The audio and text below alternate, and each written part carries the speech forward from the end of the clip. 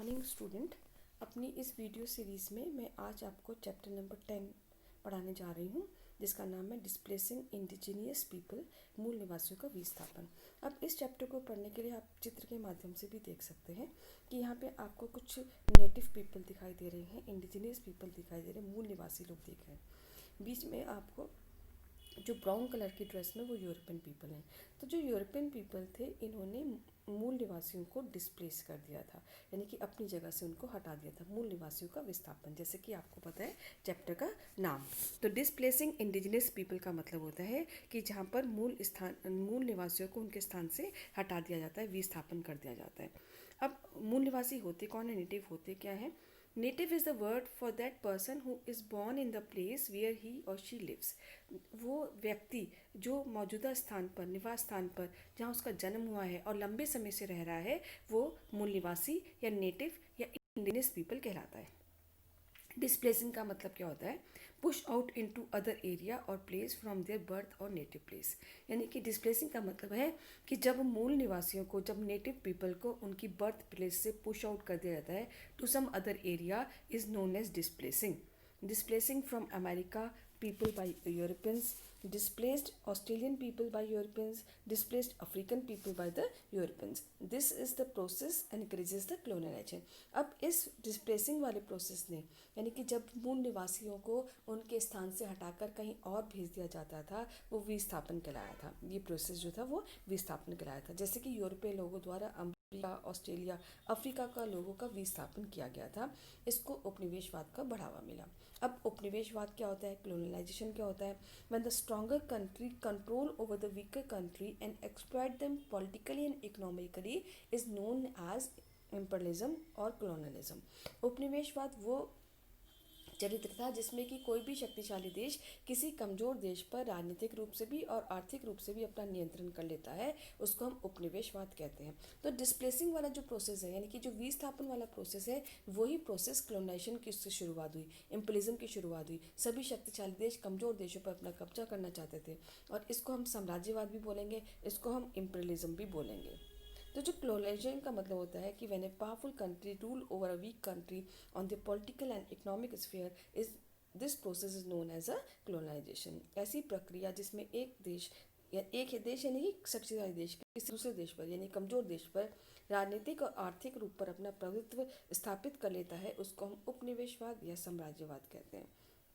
अब जो ये उपनिवेशवाद था, इसका क्या ऑब्जेक्टिव था? सबसे पहले था कॉलोनिज्म का। What is the objective of colonialism? उसका क्या उद्देश्य था?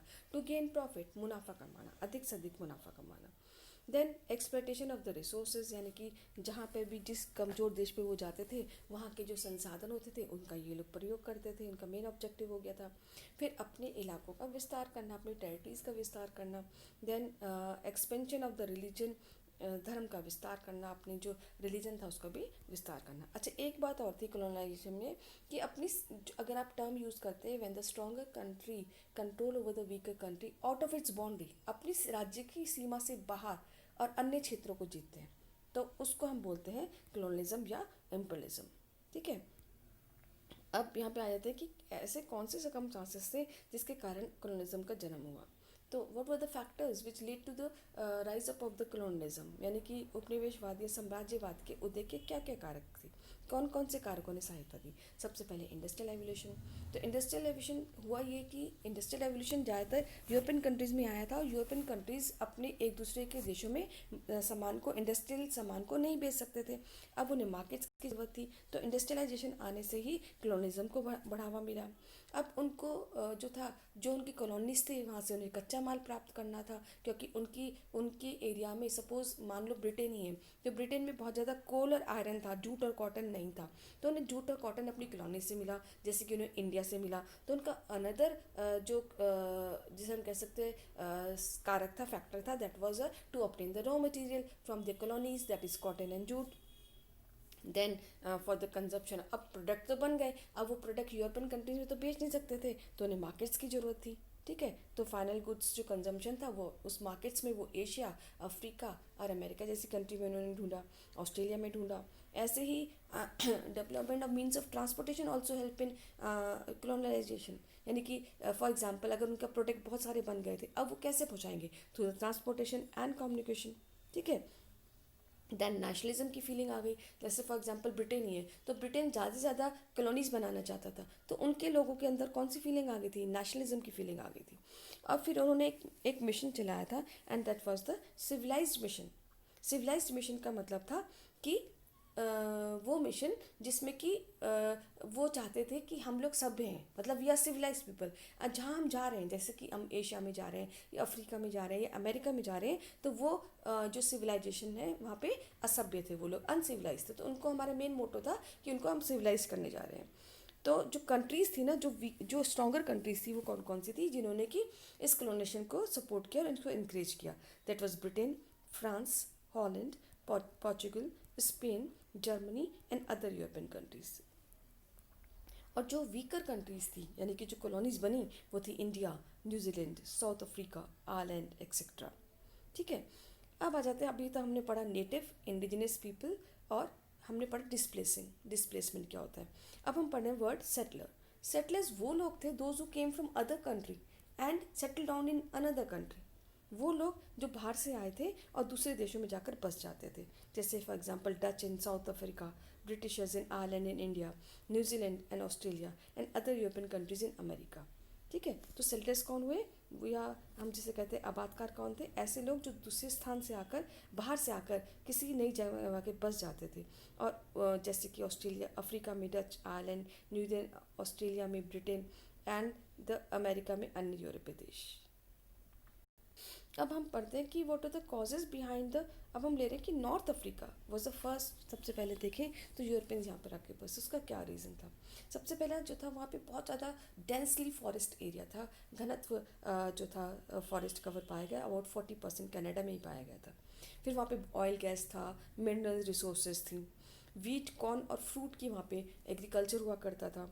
देन फिश रियरिंग हुआ करती थी, गोल्ड रिसोर्सेज थे वहाँ पे। तो अब ये मज़ेदार बात थी कि जो नॉर्थ अमेरिका के पीपल थे वो अपनी इन रिसोर्सेज के बारे में जानते नहीं थे, जबकि यूरोपियन लोग कैसे थे? दे वर सिविलाइज्ड पीपल, और वो सिविलाइज थे, पढ़े लिखे लोग थे, और वो इन रिसोर्सेज का यूज़ करना भली भांति जानते थे, इसलिए वो नॉर्थ अमेरिका की ओर आ गए। ठीक है।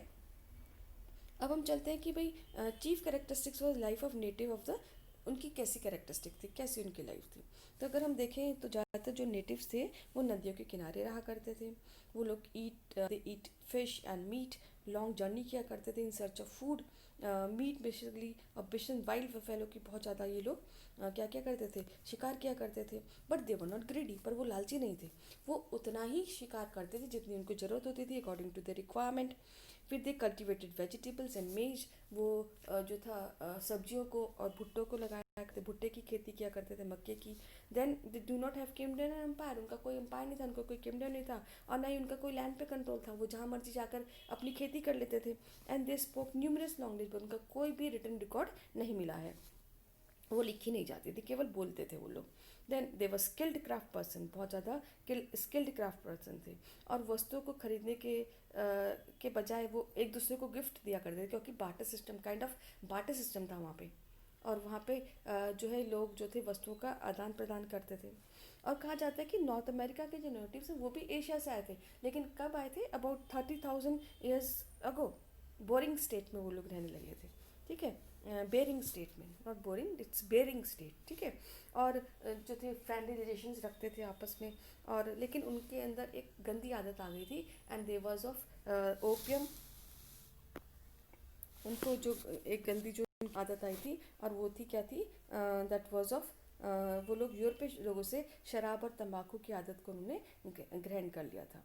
तो around 700 BC humans in central America learn to farm, और लगभग 7,000 में उनको कृषि करना आ गया था। You can see here how the ladies they are doing the agriculture. लोग यहाँ पे खेती कर रहे हैं, ये लोग पम्पकिन उगा रहे हैं, स्क्वैश उगा रहे हैं, आप पिक्चर में देख सकते हैं। देन ये लोग जो है भुट्टा उगा रहे थे। ठीक है। Then at first they grew the corn, beans and squash. Over time other human American learn to form, अन्य अन्य अमेरिका के अन्य लोग भी। और धीरे धीरे यहाँ एक सिविलाइजेशन इमर्ज हो गया, जिसमें ओलमैक्स थे, मायन थे, एज़टेक थे और इनकास थे। एनिमल्स हंट करते थे, जिसमें हम देख सकते हैं woolly mammoth, bear, bison, deer, anything they could catch and eat, यहाँ देख सकते हो, जिसको वो आराम से कैच कर सकते थे, ईट कर सकते थे, वो उनका वो शिकार किया करते थे। अब हम चल रहे हैं बच्चों, बहुत इंपॉर्टेंट टॉपिक है, and that is comparative study about America natives and the Europeans. Natives कैसे थे और यूरोपियंस कैसे थे। तो जो नॉर्थ अमेरिका के जो नेटिव्स, उनको अनसिविलाइज्ड बोला गया, नोबल सेजेस थे वो, जबकि यूरोपियंस जो थे दे वर एजुकेटेड, सिविलाइज थे, वेल ऑर्गेनाइज थे। फिर उधर जो नेटिव्स थे वो अपने गुड्स को एक्सचेंज करते थे, जैसे कि मैंने अभी बताया, और जब यूरोपियंस भी बनाए तो उनको वो गिफ्ट करते थे।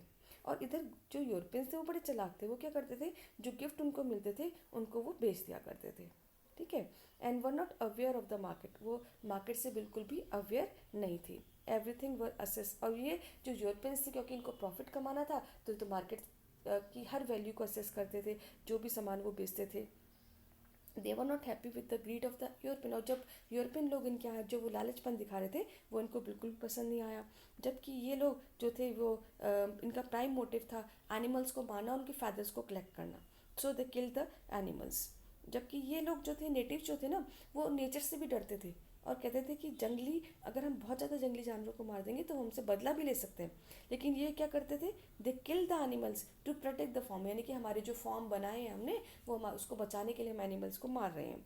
अच्छा, नेटिव जो थे वो फॉरेस्ट का चप्पा चप्पा जानते थे, जबकि यूरोपियंस को, तो इनको यूरोपियंस को उनका सहारा भी लेना पड़ा था। उधर यूरोपियंस ने क्या किया, इन फॉरेस्ट को वो कन्वर्ट कर दिया ग्रीन फील्ड्स में, यानी कि उनको कल्टिवेटेड लैंड्स बना दिया जहाँ वो भुट्टा या मक्का उगाया करते थे। तो आई होप यहाँ पे बच्चों को ये वीडियो समझ में आई होगी। Thank you.